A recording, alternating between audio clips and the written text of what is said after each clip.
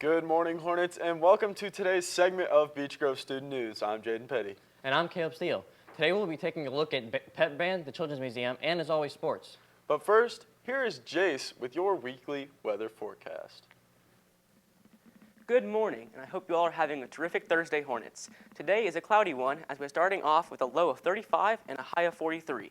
Friday will be a colder day with a low of 32 and a high of 42 with an 80% chance of rain.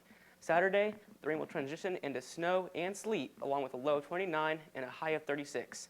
An interesting fact for today is that sticking an ice cream cone in your back pocket is illegal in Alabama. Back to Caleb and Jaden at the desk.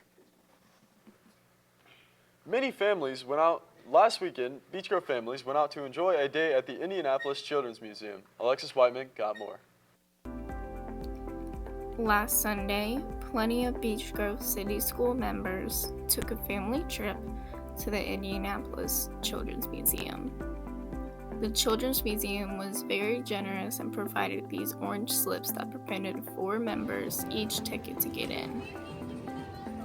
I talked with Jordan Dishman on his opinion on the Children's Museum. Yeah, I really recommend the Children's Museum. It's a fun place for kids to go, and the exhibits are really nice. I really like the dinosaur one because it's just a fun thing that takes you back to your childhood, and I feel like if they learn that as a really young age, then they'll just look back at it.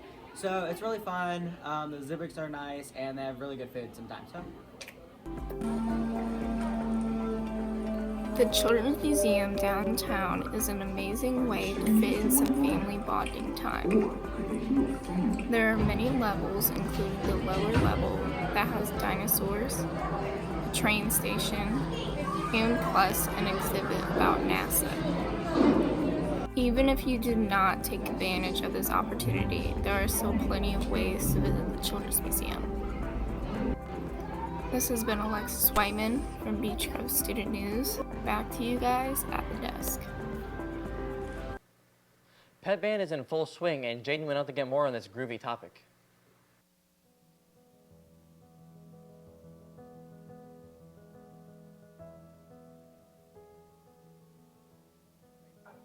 Good morning, Hornets. As some of us would know, there's been a band at most of the basketball games. Some of you may not know, however, that is your Beech Grove High School pep band. I went out and spoke with senior Kyle Mardrum on how he feels to be a senior in pep band. Here he is with more. In pep band as a senior. Feels pretty good to know it's my last time doing it. I really enjoy pep band. It's pretty fun. You know, we have a pretty good basketball team, and that makes it really exciting. And I love playing for the crowd and hyping up our team if that's even what we do. So I then went on to ask Kyle how many more games we have and what he looks forward to in the future. This is what he has to say. How many games do we have left? I'm not sure. If our basketball team, I'm pretty sure. I mean, they're really good. I hope they make it pretty far. And I don't really know much about high school basketball, but sectionals or if we went to state, that'd be insane. I'm playing there, be the best pep band.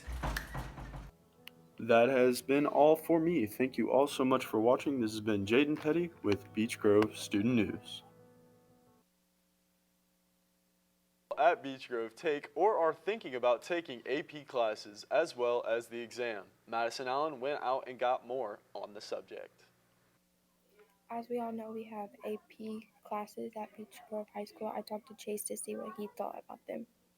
So I personally would rather take an AP class because it's weighted, and so if I get an A minus, it turns into an A, and then it helps out my GPA a lot.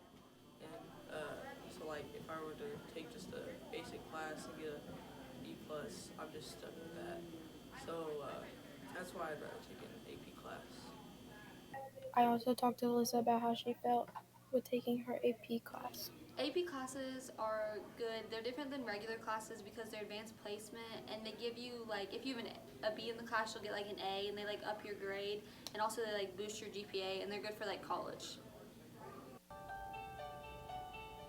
Objectively graded across America, across tens of thousands of different schools. It shows that the same material can be read and mastered by several thousands of different students all across the country. The primary driver behind AP is this notion of of academic rigor and the consistency of that rigor and of the curriculum. We know Lives over the years, and everyone loves a good meme that can make them laugh. I went out to get more.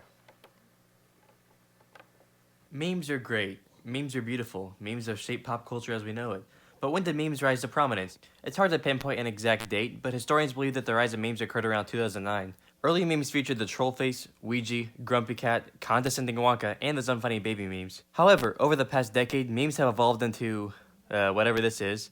They've changed a lot to say the least, and it's likely that they will continue to change. I interviewed a meme expert to get some of his personal favorite memes. What are some of your favorite memes?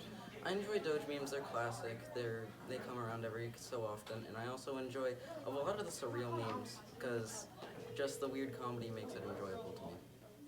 I also asked him how memes have impacted his life. How have memes impacted your life? The memes, they have formed me into this man. I am how I am today. I would not be this way if it weren't for those memes. Memes are possibly the greatest invention in human history, and I highly doubt that they'll ever be topped. Some memes are cringy and stale, so be sure to stay away from those ones. Meme pages on Instagram are usually the best place to find fresh memes, so if you're in need of a good laugh, you know where to go. Back to us fellas at the desk. Now let's toss it over to Daniel Quinn for sports. Good morning, Hornets, and welcome back to your daily dose of sports. In Beech Grove news, the boys' varsity basketball team beat Southport Cardinals 53-51. Their next game will be next Friday against Lutheran Saints, and it will start at 7:30. Girls' varsity swimming will have their meet today, and it will be at Mooresville High School, and it will start at 5:30. Wrestling has a meet today at home against Greenfield Central, and the meet will start at 6 o'clock. Tonight is the senior night for the wrestlers, and I went out to go get more.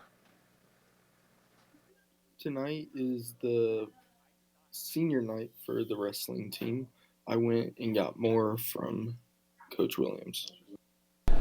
Tonight we face Greenfield Central. Greenfield Central has a pretty experienced team. They have a kid that's ranked top 2 in the state at one of the weight classes. So it's going to be a tough matchup, but it's a special night, being senior night. Have a couple seniors to honor, and a wrestlerette senior as well. So we always look forward to senior nights every year. After tonight, the team will prepare for sectionals. Here's what Coach had to say about that. This will be our last duel until sectionals, which is next Saturday. So we'll start to gear up, get ready to start making a run in the state tournament. The meet tonight starts at 6 o'clock. Be sure to come out and support your Hornets. Now that's all. Back to you at the desk. Have you ever wondered what it's like to be one of the richest men in the world? Chase has more on the subject. Good morning, Hornets. My name is Chase Halford, and today I will be going over the life of Bill Gates.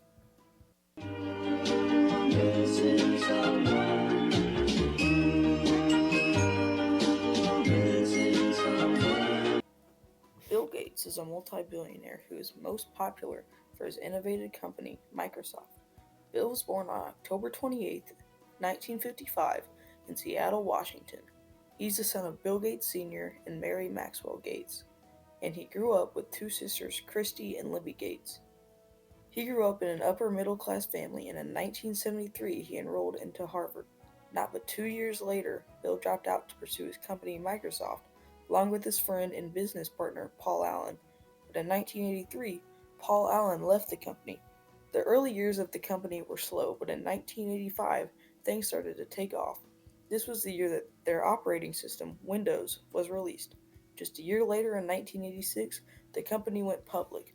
Due to the success of Windows, Bill became a billionaire at the young age of 31. There's no denying that Bill Gates is extremely popular, so taking this into account, I asked my friend Gavin what comes to his mind when he thinks of Bill Gates. So the first thing I think of when I hear the words Bill Gates are his company, Microsoft.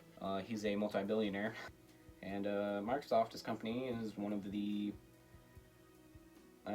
most popular computer companies in the industry. Thanks for watching. That's all from me. And now back to you guys at the desk. That is all for your daily dose of Beech Grove student news. Teachers, don't forget to hit that bell icon and subscribe button to get notified every time we go live. I'm Jaden Petty. And I'm Caleb Steele. Have a wonderful Thursday, Hornets.